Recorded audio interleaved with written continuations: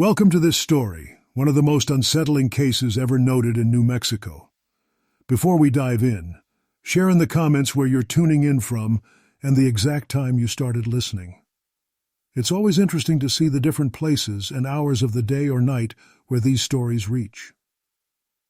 In the summer of 1895, in the remote high deserts and mesas of northern New Mexico Territory, a series of disappearances and mysterious deaths began to unsettle frontier settlements.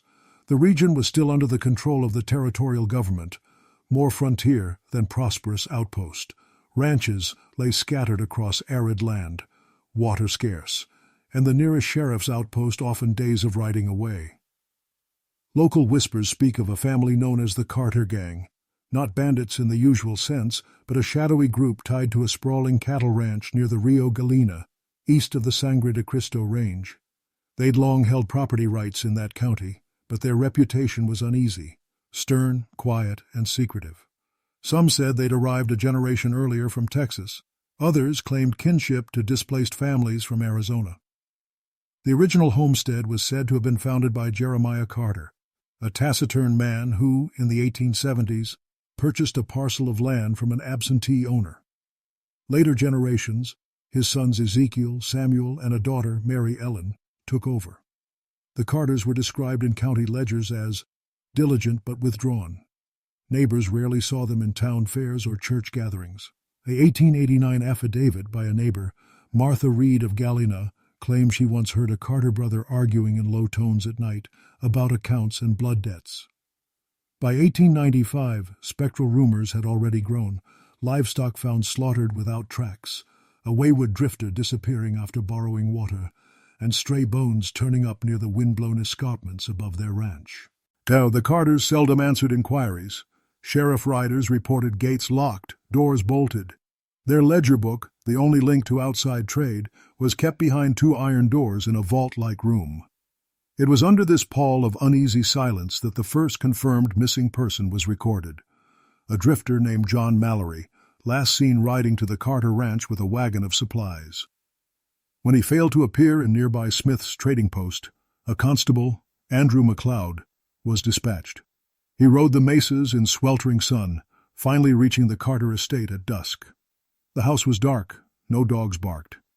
He left a note pinned to the door. "Return tomorrow morning. I come in peace." He did not stay the night. At dawn, the note lay unfettered. The Carters claimed no knowledge of Mallory's presence, no tracks, no sign of struggle. That was the first official mark on what would become a darker. By late August of 1895, the missing drifter's case had stirred faint attention in county records, though no organized search was launched. The sheriff's office in Las Vegas, New Mexico Territory, noted McLeod's brief report and filed it under unconfirmed, transient missing. But word of mouth, in these thinly populated counties, moved faster than paper. At the trading post in Galena, men spoke in low tones that Mallory had been seen near the Carter place at sundown. He was riding slow, like the heat had cooked him, one ranch hand recalled, and the Carters' youngest boy watched him from the fence. Another claimed to have heard a gunshot that same evening, but the report was never followed up. Too many stray rifles in that country. In early September, a deputy returned to the ranch. He described the Carters' land in his notes as barren, silent, and wind-beaten, an uneasy silence, even by frontier standards. The main house stood 2 stories tall, built from local stone, its windows sealed with dark curtains. Beside it, a barn and smokehouse leaned into the wind, and an unmarked well sat between them. He found Ezekiel Carter alone, working the corral. The man's face was ruddy, expressionless, his speech terse. When asked about Mallory, Ezekiel replied simply, "Never came through here. If he did, the coyotes got him." The deputy left with no grounds for arrest, but later wrote that he felt eyes on me from the shuttered upper floor the whole time.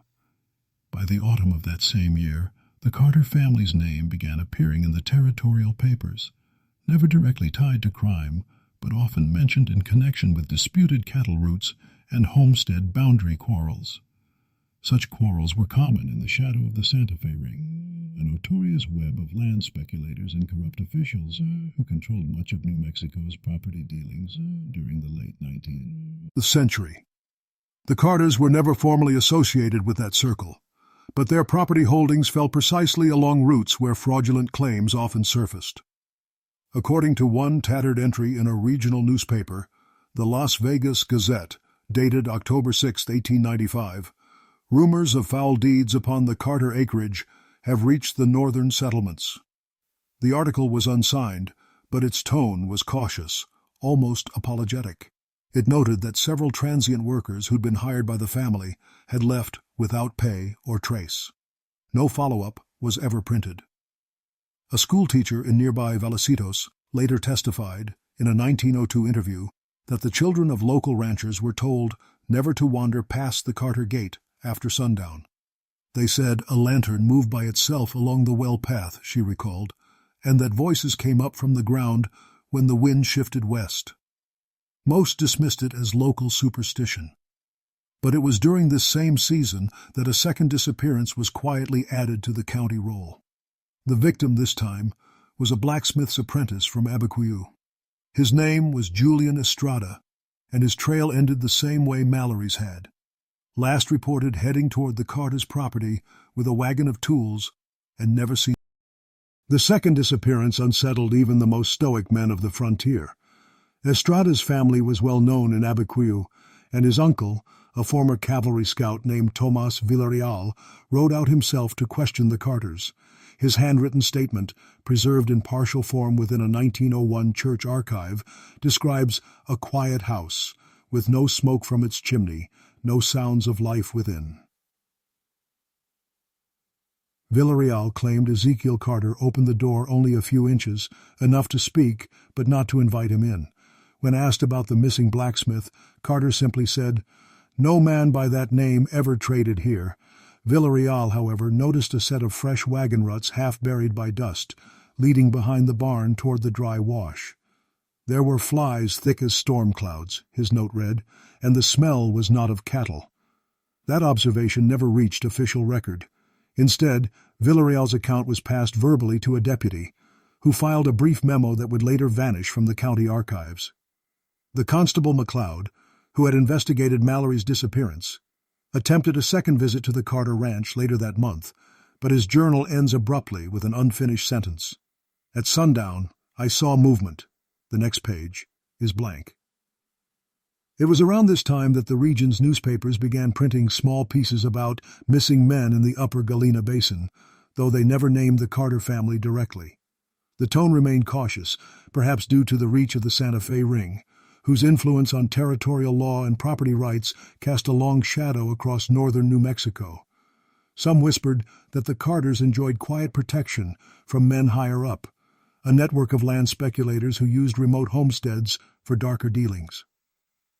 In December of 1895, a severe frost descended on the mesas. The cattle froze in their pens, and travelers spoke of the landscape itself seeming deserted.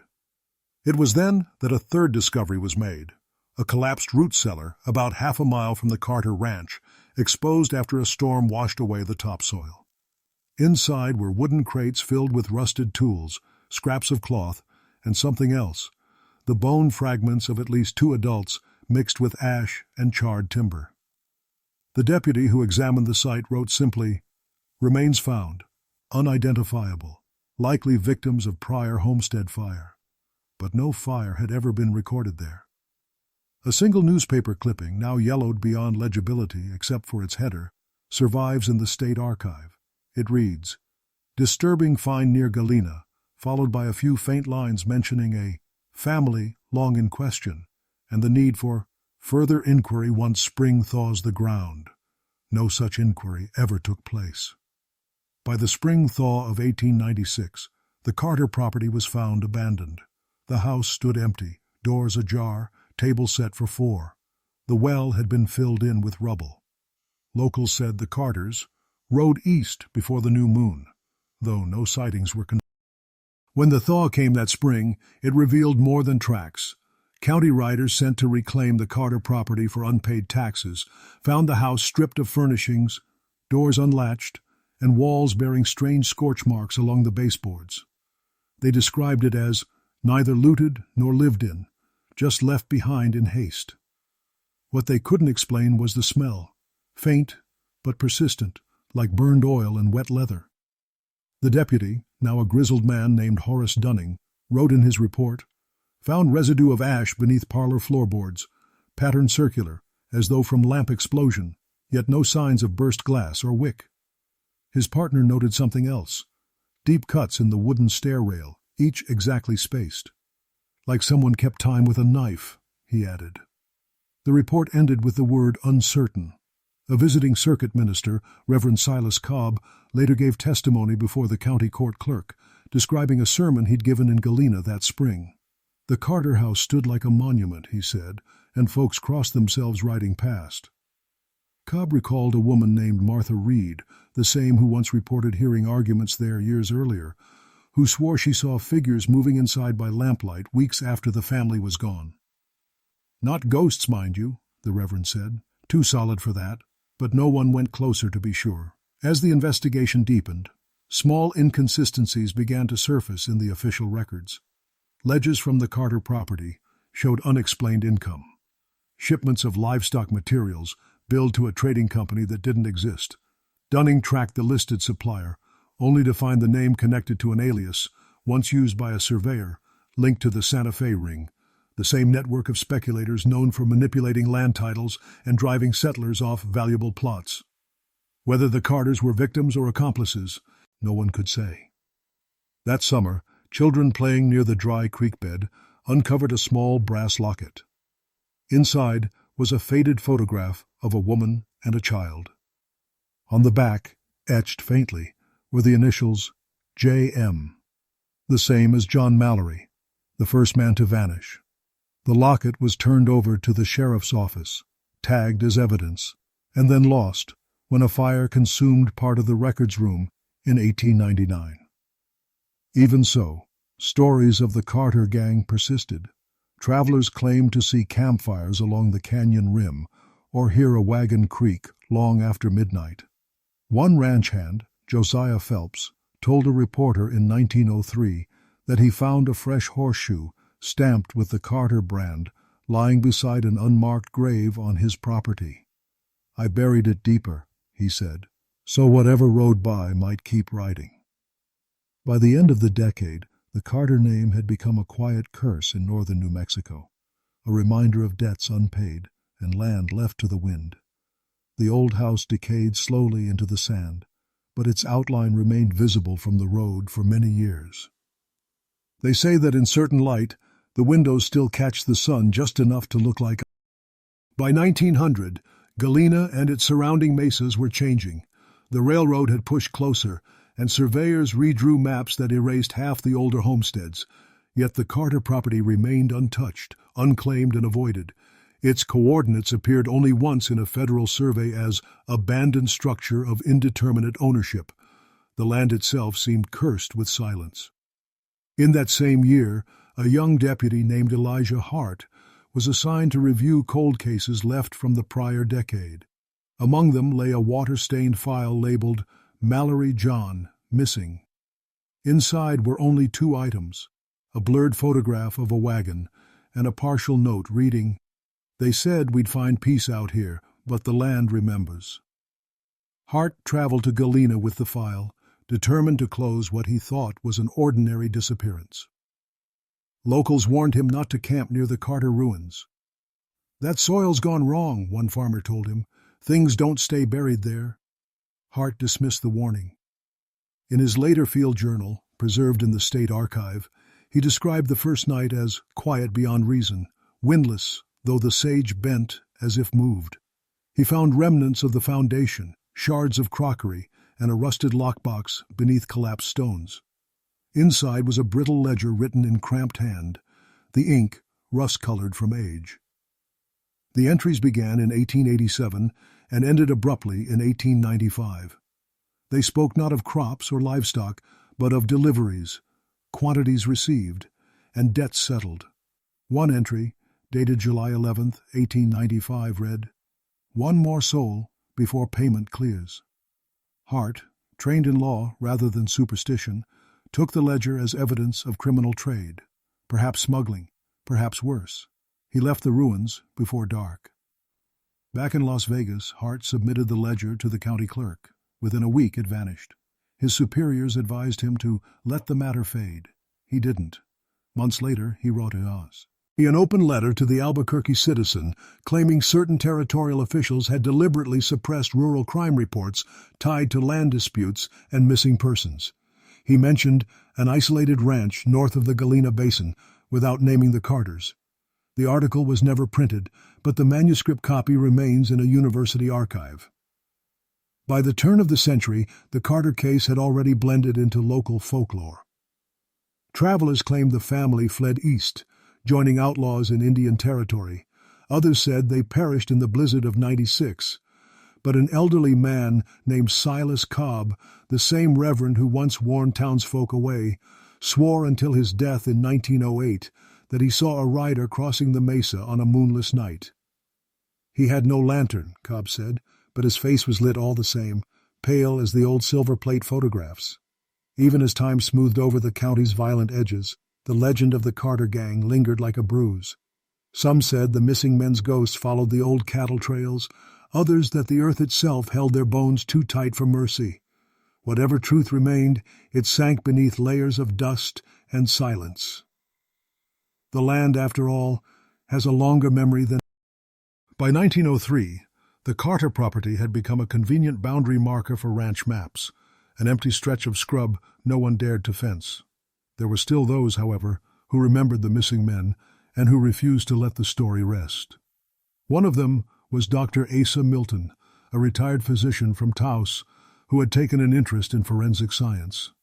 He traveled through Galena that spring, hoping to compare local accounts of early rural crime with similar cases from Texas. Milton's personal notes, uncovered decades later in a university archive, described the region as an endless basin of silence. He wrote that the locals were hesitant to speak, but a few elderly residents told him of the Carters. They were respectable enough in the beginning, one woman recalled. Then came the droughts, the debts, and that strange company that came calling at dusk. She refused to elaborate, but pointed Milton toward the dry well once belonging to the Carter homestead. When Milton arrived, he found the well partially refilled with rock and soil, yet uneven, as if disturbed in haste. He hired 2 locals to help dig. They stopped within hours, claiming a foul vapor rose from below. Milton himself continued alone, noting that the smell was indeed strong, like old oil and something worse. About 6 feet down, he uncovered a layer of timbers, and beneath them, a canvas bundle. Inside were several objects, a rusted pistol, a bone-handled knife, and a ledger torn clean of its first pages. What remained were entries marked only by initials. One read, J.M., paid in full. Another bore the date, August 1895, and the phrase Estrada, work unfinished. Milton made careful drawings, then reburied the items, fearing local superstition might bring him trouble. He reported his findings in a small paper he later published privately, Observations on Rural Crime in the American Frontier, 1904. In the paper, he referenced the Santa Fe Ring, the same corrupt web of politicians and land barons whose reach had touched nearly every disputed property claim in northern New Mexico. Milton suggested that the Carters had been both pawns and executioners, hired to remove obstacles under the guise of ordinary ranching. But he admitted that no hard evidence survived. The West, he wrote, has a habit of burying its guilt beneath the dust and calling it God's work. After Milton's visit, no official ever returned to the site. By 1906, maps no longer marked the Carter homestead, only a faint square labeled ruins. Yet those who passed through at night claimed to see a dim glimmer where the well had once stood. Not firelight, not moonlight, but something slow and steady, as if from a lantern held too long by a weary hand. Old-timers said it was Ezekiel Carter himself, still tending to debts no ledger could settle. Others simply avoided the place, muttering prayers as they rode by. And through it all the desert kept its As the years turned toward 1910, the legend of the Carter Gang slipped into that uneasy borderland between record and folklore. New settlers arrived, drawn by the promise of homestead grants, unaware of what the land had once been. The ruins of the Carter house had mostly fallen. Only a corner of the stone chimney and part of a foundation remained. Children played among the rubble, and some families used its stones to repair their fences. But not all who visited left unchanged. A rancher named David Hensley, who took over adjoining acreage, wrote a letter to his brother in Santa Fe describing the site. "There's something wrong with the air around those stones. My cattle skirt the place, though the grass grows high. The well gives off no sound when you drop a stone in, not even the echo." The letter was postmarked June 1910, a year before Hensley vanished while driving cattle through the Galena Basin. His disappearance was never tied to the Carters, yet the coincidence was whispered through the valley like a draft through an empty church. County records from that decade mention occasional survey expeditions, mostly for water rights. One such surveyor, an Englishman named Frank Leland, kept a notebook now preserved in a small museum in Espanola. His entry from May 3, 1911 reads, "Camped near remnants of old Carter Place. Wind strong. At dusk, heard sound of shovel or metal scraping below ground. Found nothing come morning." The line is underlined twice. By then, even the mention of the Carters had become a kind of taboo. Elders in Galena warned the younger generation not to speak their name at night. A widow named Isabel Ortega, who had lived through both the drought of the 1880s and the long winters of the 90s, told a folklorist in 1915 that the Carters had dealings with men who wore lawmen's stars by day and carried ledges by night. She meant, of course, the distant influence of the Santa Fe Ring, still remembered in those parts as the invisible hand that had seized and divided the land. Ortega's story ended with a quiet phrase. They were never gone, just renamed. That year, a new ranch boundary was filed under the name Samuel Elliott, owning the very tract where the Carter well once stood. The signature was crude, the ink pale and shaky, but the handwriting bore resemblance to the earlier county ledgers signed by Ezekiel Carter. Whether coincidence or forgery, no one ever proved. A traveling photographer passing through in 1916 took one of the few surviving images of the ruins, a sepia plate showing the remains of a stone wall under a broken sky. In the lower left corner, nearly invisible, stands what appears to be a man-shaped blur, slightly turned toward the camera. The photographer's note reads, "Shadow near frame edge, likely exposure fault." Yet locals swore that when enlarged, you could see a hand resting on a fence post, and beside it, the faint outline of a horse, half faded. By the late 1910s, time had weathered the Carter story into a local cautionary tale, a grim parable told beside campfires when the desert night grew too still. Ranchers who passed through the Galena Basin often spoke of the place in half-truths, how the air grew colder near the old foundations, how wagon wheels sometimes sank into soft ground where none should. No one built there again. The Santa Fe New Mexican, in an issue dated August 1918, ran a short column titled "Ghosts of the Territorial Past." The anonymous writer mentioned a family whose dealings in cattle and darker trade once brought fear to the high mesas. It was the first printed allusion to the Carters in more than 20 years. The article claimed a university historian had requested permission to excavate the site, hoping to confirm rumors of multiple burials. The request was denied on account of war priorities. The historian's name was not recorded. But letters found decades later suggest that he may have been Dr. Asa Milton, the same retired physician who had once unearthed the ledgers and knife near the well. One letter addressed to a colleague in Santa Fe read, "I am convinced the family was not alone in their crimes. The handwriting in the later entries differs slightly, perhaps written by one of the supposed victims or an accomplice. The deeper one looks, the more it feels that Galena was a staging ground for something larger." That larger shadow, he implied, was tied to the Santa Fe Ring, whose reach may have extended beyond political corruption into orchestrated disappearances meant to secure land titles. Milton died in 1919, his notes never formally published. The following winter, a fire swept through Galina's main street, destroying the small courthouse annex that stored many of the original property records. Witnesses said the flames rose unnaturally fast, despite the damp air. Among the ashes, one metal drawer was found intact. Inside were charred documents fused together into a single block.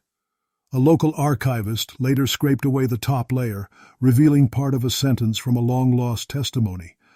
They took them below, after sundown, to settle accounts none dared speak of. The signature was unreadable. That same month, a prospector passing near the basin wrote in his travel diary, "I made camp near a line of low stones. Around midnight I heard something moving slow, dragging. Thought it was an animal till I saw the lantern light, steady, low to the ground. No footsteps, just that light, gliding along the dry creek until it vanished." The prospector packed before dawn and left the region at once. In the years that followed, the Carter ruins faded fully into dust, the last chimney collapsing in a windstorm of 1921. Yet the soil beneath remained curiously barren, as if burned deep from within. Even weeds refused to root there. People stopped speaking of the Carters altogether. But in every county record room, there lingered an empty space where their names should have been, a gap in the ledgers that no clock ever dared. By the 1920s, the last living witnesses of the Carter era were fading from memory. A few, now old and half-blind, still spoke of the silent ranch in tones reserved for scripture and warning. The younger generation, busy with rail work and new ranches, dismissed it all as the dying superstition of a rougher age. Yet once in a while, something would stir the old fears again. In 1923, a drought hit the Galena Basin. Ranchers dug new wells across the mesas, and one such excavation, less than half a mile from the Carter site, unearthed what appeared to be the edge of a wooden crate. The crew broke through expecting to find a supply box. Instead, they uncovered fragments of leather, iron, and bone. The foreman, unwilling to risk scandal, ordered the pit refilled before anyone could report it. But a worker, one Ramon Tellez, later told his priest what he'd seen. The skull had a mark like a bullet hole, and the bone was thin, like of a woman. The priest's diary survives in the parish archive. His note is brief. "Buried again. Earth disturbed will not rest." Word of the find traveled quietly to Santa Fe, where an archivist named Clara Hewitt had been cataloging remnants of old territorial cases. She'd stumbled upon the Carter name months earlier, in a brittle news clipping referencing "Missing settlers near Galena, 1895. Hewitt requested permission to investigate, but her superiors declined, citing lack of jurisdiction. Still, she made a personal trip to the area that autumn. Her surviving letters describe a haunting landscape, the cracked well, the faint line of the collapsed chimney, the silence so heavy that even birds seem to skirt its edges. One letter reads, "I feel watched here, not by people, but by the land itself. The soil has memory." She collected small artifacts, a button, a rusted buckle, a fragment of glass, and stored them in a paper envelope. Marked Carter Site, October 1923. That envelope, catalogued decades later, now resides in the New Mexico State Record Center. The buckle bears the initials M.E., engraved faintly beneath corrosion, likely belonging to Mary Ellen Carter, the daughter once listed in county ledgers, but never found after 1895. Hewitt's last note on the subject, written before returning to Santa Fe, reads like a confession. The Carters were no longer merely ghosts in the storybooks of Galena. They were accountants of blood, and the debt they kept was measured not in coin, but in silence. She died of influenza 2 years later, and her personal research was never completed.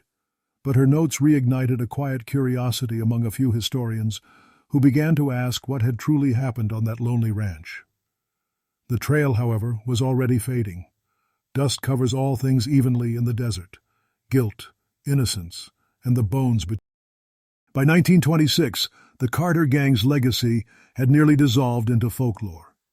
Yet, even as their names slipped from conversation, a few strange events began pulling them back into public notice. That spring, a survey team from Albuquerque, mapping potential oil claims near the Galena Basin, reported that their compass needles spun erratically within a small radius of the old Carter grounds. Instruments malfunctioned, and a photographer accompanying the expedition noted his plates came out blank, though properly exposed. His journal reads, "The camera sees nothing here. Light behaves wrong." The anomaly was never investigated further, but it added a new layer to the legend. Locals began to say the Carters had taken the light with them. Old-timers sitting in the saloon of Valecitos whispered that the land still owed them something, that it was holding back its secrets like a banker guarding a debt too dark to settle. A regional historian named Edwin Markell decided to write an article about the phenomenon for Frontier Tales Quarterly. He combed through surviving county ledgers, finding 3 distinct handwritings associated with the Carters. His conclusion was that there had been impostors, perhaps hired men using the Carter name as cover for illegal land seizures orchestrated by remnants of the Santa Fe Ring, whose operations had officially ended decades earlier, but whose influence lingered in private deeds and false claims. Markell's piece, published in 1927 under the title The Galena Shadows, suggested that the real Carter family might have perished long before the supposed 1895 murders. The ones who vanished, he wrote, may not have been the guilty ones at all. His theory proposed that others, agents of land speculators, had used their names and ranch to disguise disappearances connected to territorial fraud. It was a daring idea, but it raised questions no one could answer. A year later, Markell himself disappeared while traveling to Chama to deliver a lecture. His car was found overturned beside an arroyo, his notes scattered by wind. The section describing the Carter ledger pages was missing. Newspapers reported it briefly, calling it an unfortunate accident, but among researchers, whispers grew. The Carters silence even the living, one colleague remarked. In the years that followed, those who ventured near the Galena Basin described hearing the sound of boots on gravel long after dark, slow and deliberate. Some said they saw figures standing in the faint starlight near the remains of the well, not moving, not fading, only watching. Ranchers passed the tale down as a warning to newcomers. Don't ride past there after the sun sets, and never answer if someone calls your name. Even today, the air over Galena carries a quiet weight, as though the land itself remembers its unfinished accounts. The Carter name survives only in a few faded ledgers and a scattering of oral tales, but the emptiness remains their truest monument. Some debts, it seems, the frontier never forgets. By the early 1930s, the Galena Basin had grown almost mythic among historians who studied frontier disappearances. What had once been local rumor was now cited in journals as the Carter anomaly, a phrase used to describe any case in which both evidence and perpetrators had seemingly erased themselves. The original site was now a wind-scoured plateau scattered with mesquite and sage. One of the last documented visitors before the Great Depression was Professor Harlan Vick, an amateur archaeologist from Denver. He'd read Markell's unfinished papers and was intrigued by the idea that the Carters were tied to fraudulent land transfers. He arrived in 1931 with 2 assistants, setting up a small canvas tent beside the dry creek. Over 4 days, they excavated the foundations of the main house, recovering iron nails, glass shards, and fragments of ledger paper so brittle they disintegrated in air. But in his field report, Vick noted something unsettling. Each night, he wrote, we heard faint metallic sounds from beneath the well pit, rhythmic like hammering or a spade striking rock. Yet by morning, the ground lay undisturbed. On their final night, one assistant, a young man named Perry Holt, claimed to see a pale figure walking near the creek, carrying a lantern that gave off no visible flame. Holt fled the site before dawn. When Vick returned to Denver, his notes were confiscated by the Regional Historical Office for verification. They were never returned. A single line from his correspondence survives in a letter to a colleague. The past resists being unearthed here, as if the ground itself prefers its secrets. Throughout the 1930s, Articles about the Santa Fe Ring resurfaced in major newspapers, re-examining how deeply its corruption had extended through the territory. One editorial in the El Paso Herald speculated that the Carters' isolated ranch might have served as a burial ground for victims of political retribution, those who knew too much about forged deeds and laundered land claims. The idea briefly reignited public curiosity, but like every revival of the story, it burned out quickly. By 1934, a dust storm swept across New Mexico, stripping away what little remained of the old Carter foundations. Locals said the land was finally cleansed, yet in the wake of that storm, a rancher discovered a rusted revolver half buried near the basin's edge. Its barrel was engraved with the initials EC, and the faint word settled. He turned it into the sheriff's office. The gun was never entered into evidence, and its whereabouts remain unknown. That same year, the county surveyor replaced the name Carter Homestead with unnamed Lot 47. After nearly 4 decades, the Carters were erased from every official map. But erasure, in places like Galena, never quite means forgetfulness. It means the silence has learned to endure. And when the wind moves across that basin even now, it carries the faintest echo, a shovel striking stone, once, then twice, and then nothing. By the late 1930s, the Carter gang existed only as a rumor muttered by old-timers and printed in footnotes of half-forgotten regional histories. Yet, the basin itself refused full anonymity. Drifters and ranch hands still avoided camping within its bounds. Some claimed the land grew unnaturally quiet there. No insects, no coyotes, no echo of hoof or step. In 1937, a photographer from Santa Fe, Nora Talbot, traveled through northern New Mexico documenting abandoned homesteads for a Depression-era preservation project. Her journals, discovered decades later, mention the remains of a stone foundation at Galena, known to locals as the Carter Ruin. She described the place as lifeless, but her last entry carried a strange tone. I took 3 photographs, but each plate developed blank. Only one bore a faint shape, like smoke-forming faces. When the negatives were archived, one indeed contained a spectral haze rising from the ground where the well had once stood.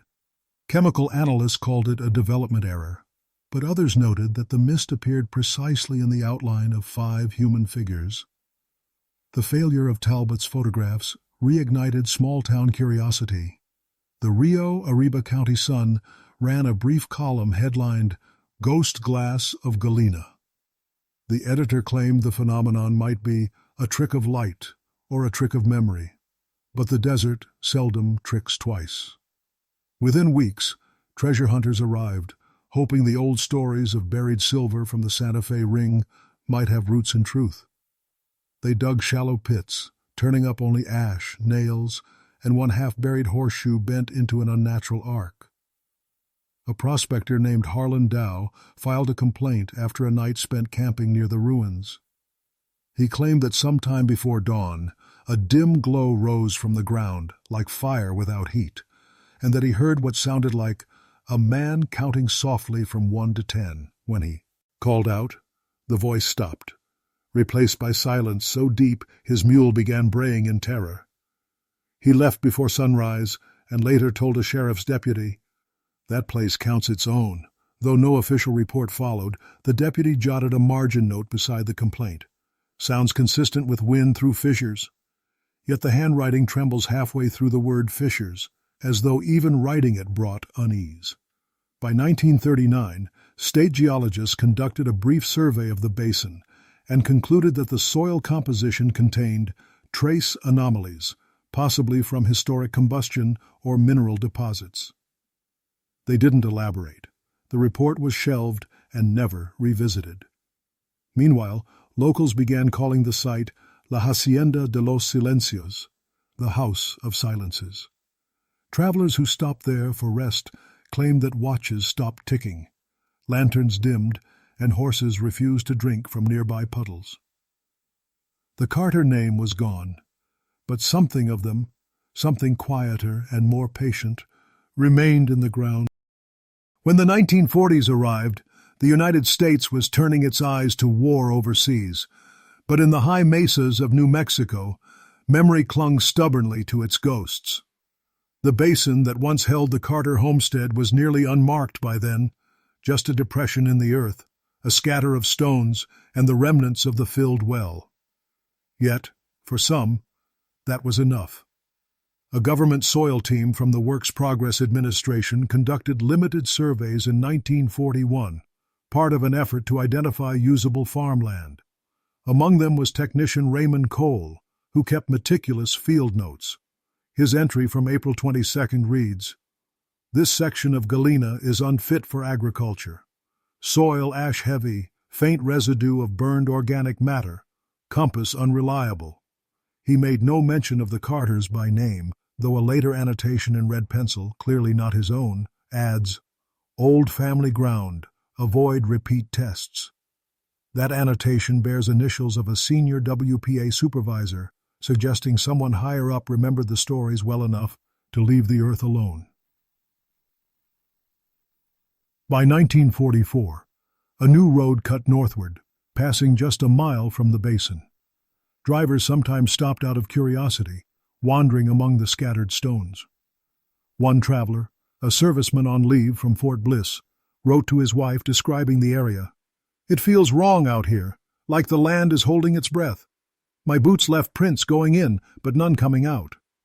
The letter was found among his belongings when he failed to return from a hunting trip weeks later. Newspapers made only brief mention of the missing soldier. Private, unaccounted for, near Galena. But within local taverns, the whispers began again.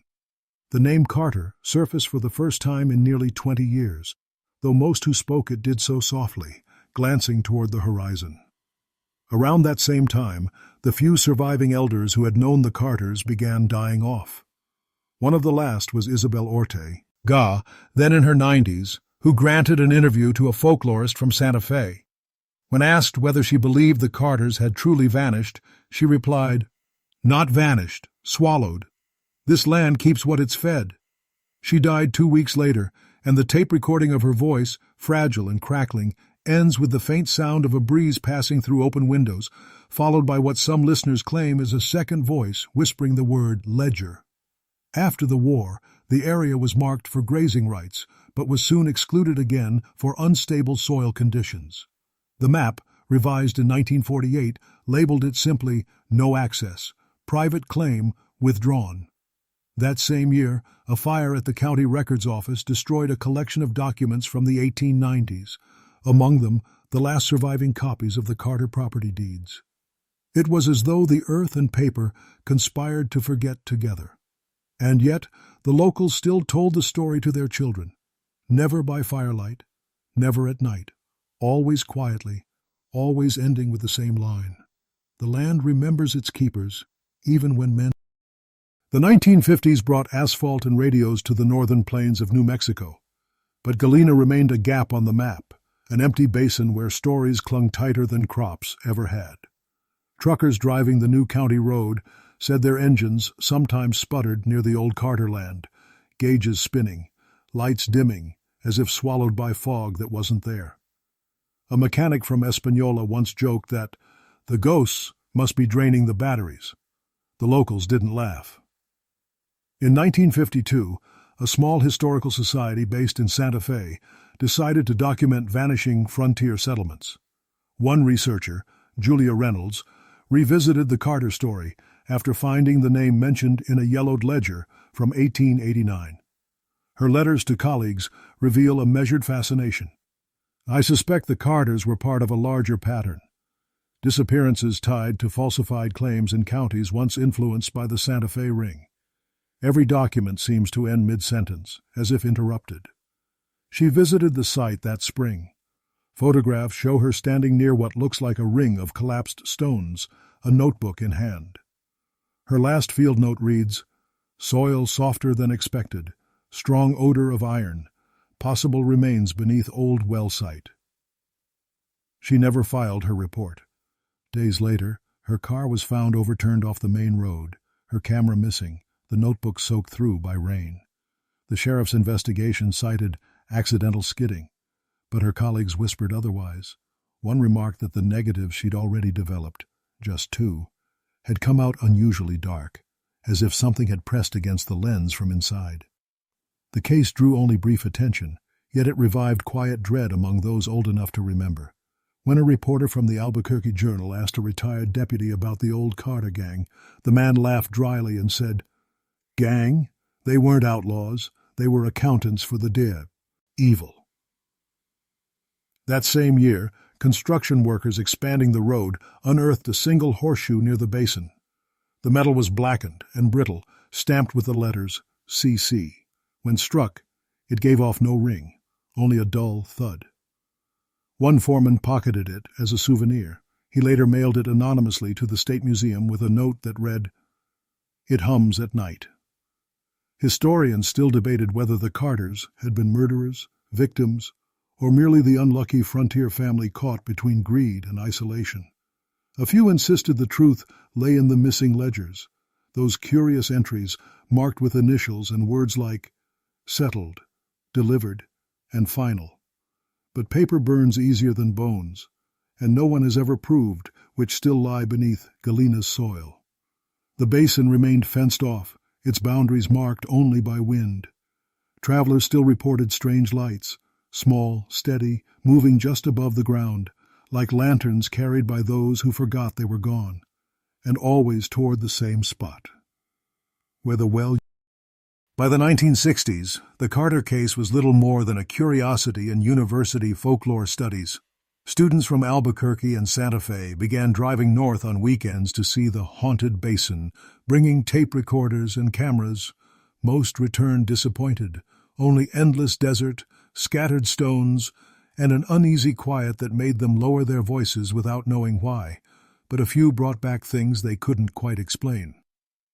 One student group in 1963 recorded faint noises at the site, tapping, followed by a single human voice whispering the number 3. The recording technician later claimed the equipment had been off at the time. When replayed, the whisper persisted. The students turned the tape over to a local historian who quietly donated it to the state archive labeled Unverified. It remains stored in a sealed collection, unplayed for decades. That same year, an amateur historian named Glenn Barlow published an article titled The Lost Ledgers of Galena. Drawing from partial county documents, he revived the theory that the Carters were agents of the long-dismantled Santa Fe Ring, executing disappearances to clear disputed ranches for illegal land transfer. Barlow speculated that they turned on their employers when payments ceased, a betrayal that may have led to their own erasure. The Carters, he wrote, were victims of the same silence they dealt. The article was widely read, sparking renewed visits to the region. Reporters from Life magazine even sent a photographer who returned with a single image, the silhouette of the basin at dusk, streaked by what looked like a faint vertical beam of light rising from the earth. The photo editor dismissed it as a lens flare, but locals weren't so sure. "The well remembers," one said. "It breathes once every few decades." In 1968, the Galena Historical Committee formally petitioned the state to declare the basin a protected site of regional historical interest. The motion was denied. Too little evidence, too much superstition. The committee disbanded soon after. And so the story slipped again into the background hum of the desert, a whisper carried through dry arroyos and broken mesquite. Ranchers who crossed the old Carter land still spoke of peculiar sounds at night, metal clinking beneath the ground, as though a ledger chain were being opened and closed. Some said it was the wind through the stones. Others said the Carters were still doing what they'd always done, counting. Whatever the truth, one fact endured. In all the years since 1895, not a single blade of grass had grown where the well once stood. Even the desert has its taboos, and Galena's, it seems, still keeps its. By the 1970s, the Carter Basin was little more than a blank spot on county maps, private land held by no one, registered under rotating trust names that traced back to a now-defunct territorial bank. Yet the story refused to die.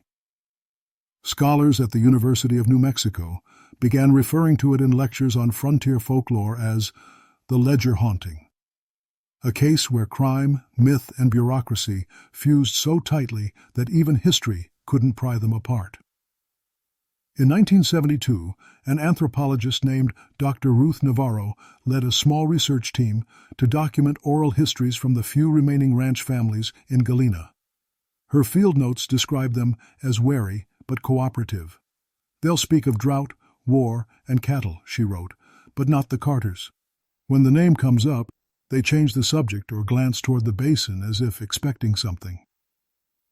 On her third day, Navarro recorded an interview with an elderly rancher named Eli Vega. The transcript reads, Navarro, do you recall the Carter family? Vega, recall ain't the word. You don't recall thunder. You remember where you were when it hit. Navarro, do you think they were guilty of murder? Vega, murder? No. Murder needs law to define it. Out there was only trade, and they traded in souls. Later that evening, Navarro's assistant wrote that the old man refused to leave his porch until dawn, muttering that the well would start whispering soon. The team camped 2 miles from the site. Around midnight, they reported hearing 3 knocks echo from the basin, rhythmic and hollow, as if from deep metal beneath stone. Navarro's log ends abruptly with the words, "It isn't the wind." When the recordings were reviewed weeks later, those 3 knocks were faintly audible, followed by a 4th, softer, delayed, like a hesitant reply. The report was filed quietly with the university's folklore division and never published. And the department chair reportedly found the tone too atmospheric for academic use. Still, word spread among graduate students. A few visited Galena in secret, hoping to experience the knocking for themselves.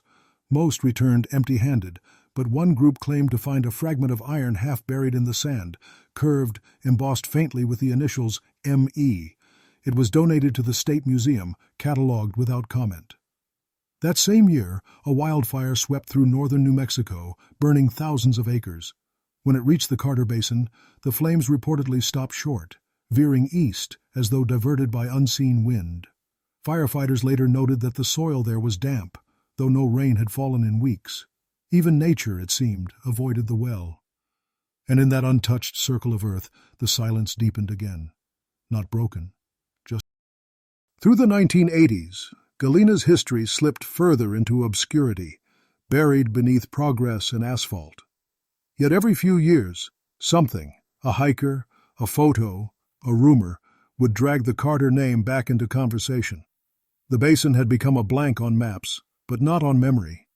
Locals still knew the turnoff by instinct, a subtle bend in the highway where the wind changed direction and radios went silent for a moment, like a held breath. In 1982, a road crew surveying a new route for power lines struck metal while drilling near the old site. They thought it was scrap until one worker noticed it was shaped, hammered and precise, like a lid. They dug a little deeper before the foreman stopped them, saying the soil was unstable. The hole collapsed minutes later, swallowing their tools. The incident was logged as equipment loss due to subsidence, but one of the crewmen, a man named Robert Lujan, later swore that just before the earth caved in, he heard something hollow shift beneath them, like a door closing far underground. Not long after, a small group of paranormal researchers visited the area, inspired by old newspaper clippings and Barlow's 1963 essay on the Lost Ledgers. They set up cameras and audio recorders, staying 3 nights. Only one recording survived, capturing a faint rhythmic scraping, followed by a man's voice whispering, "It's balanced now." The researchers thought it was a prank, until one of them played back the tape at half speed and realized none of their group had spoken. The tape was archived privately. Decades later, it resurfaced online as part of a local folklore project. Those who listen closely claim they can hear a faint metallic echo after the voice, 3 taps, then 2, like someone counting debts. Meanwhile, local ranchers continued to treat the area with quiet respect. "You don't trespass where the accounts ain't closed," an old farmer too A journalist in 1986, he pointed toward the horizon where the basin lay invisible behind the ridges. That land's been paid for in ways you can't repay. That same year, a small brush fire passed through the Galena Basin. When aerial crews photographed the aftermath, they found a single circle of untouched ground in the center of the burn, roughly the same diameter as the long collapsed well. To some, it was coincidence. To others, it was the land reminding them who it belonged to. By the end of the decade, the Carter name had become a regional legend again. A ghost story told in roadside diners and history classes, part of the uneasy folklore that fills the spaces between fact and record. The Santa Fe Ring, once a real power, now served as the story's political backbone, a reminder that greed and silence often work hand in hand.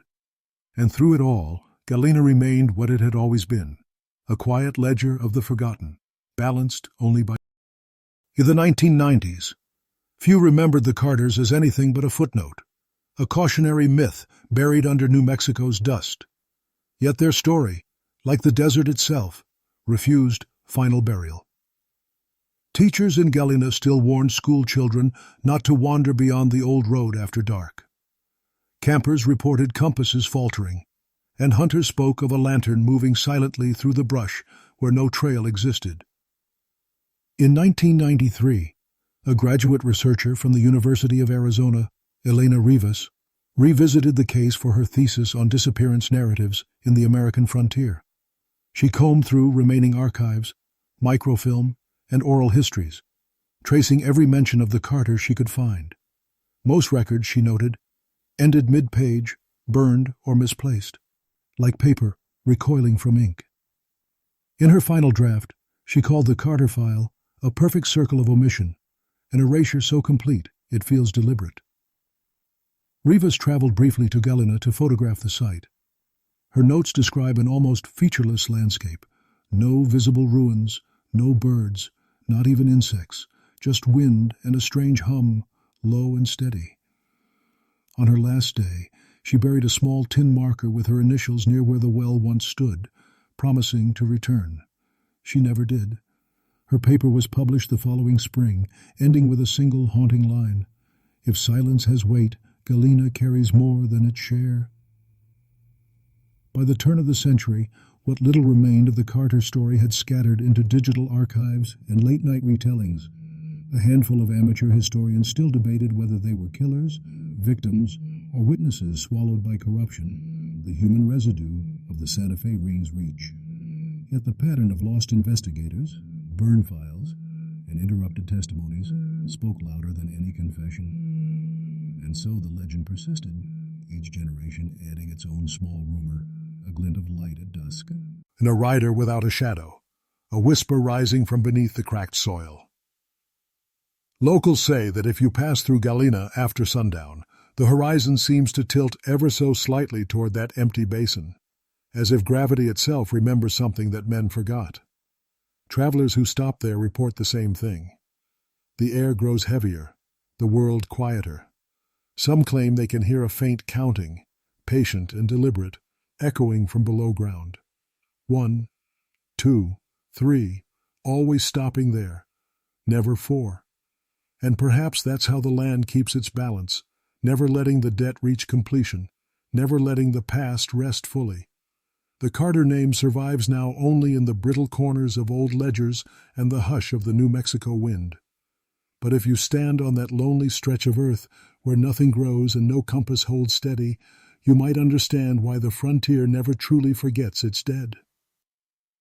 Because in Galena, silence is not absence. It's memory, still